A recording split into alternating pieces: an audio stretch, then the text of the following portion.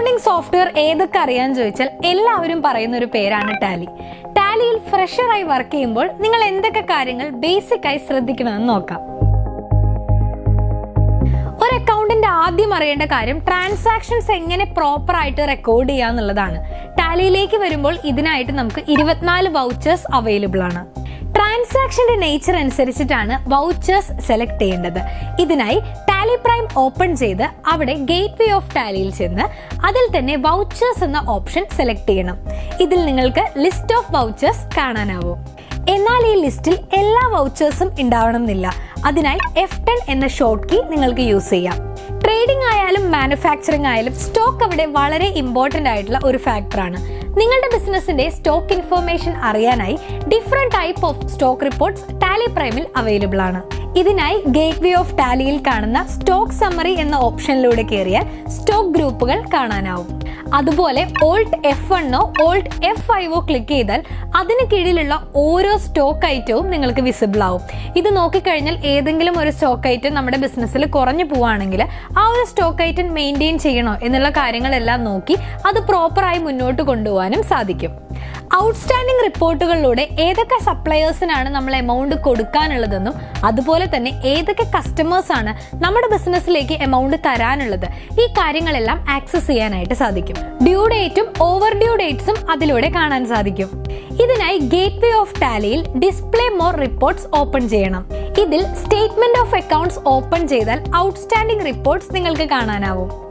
അക്കൗണ്ടൻസിന്റെ ശ്രദ്ധ ചെല്ലേണ്ട മറ്റൊരു ഏരിയ ആണ് ക്യാഷ് ആൻഡ് ബാങ്ക് ബാലൻസ്. അക്കൗണ്ട്സിൽ തന്നെ വർക്ക് ചെയ്യുന്ന പലരും പറഞ്ഞ് നിങ്ങളിത് ഓൾറെഡി കേട്ട് കാണും. ഓരോ ദിവസത്തെയും അക്കൗണ്ട്സ് ക്ലോസ് ചെയ്യുമ്പോൾ നമ്മുടെ ബിസിനസിന്റെ ബാങ്കിന്റെയും ക്യാഷ് ബുക്കിന്റെയും ബാലൻസ് നമ്മൾ ചെക്ക് ചെയ്തിരിക്കണം. ക്യാഷിന്റെ കേസ് നോക്കുകയാണെങ്കിൽ കമ്പനി റിപ്പോർട്ട്സിലുള്ള ക്യാഷിന്റെ ക്ലോസിംഗ് ബാലൻസും നമ്മുടെ പെറ്റി ക്യാഷ് ബാലൻസും കറക്റ്റ് ആണോ എന്ന് ഫിസിക്കലി ചെക്ക് ചെയ്തിരിക്കണം.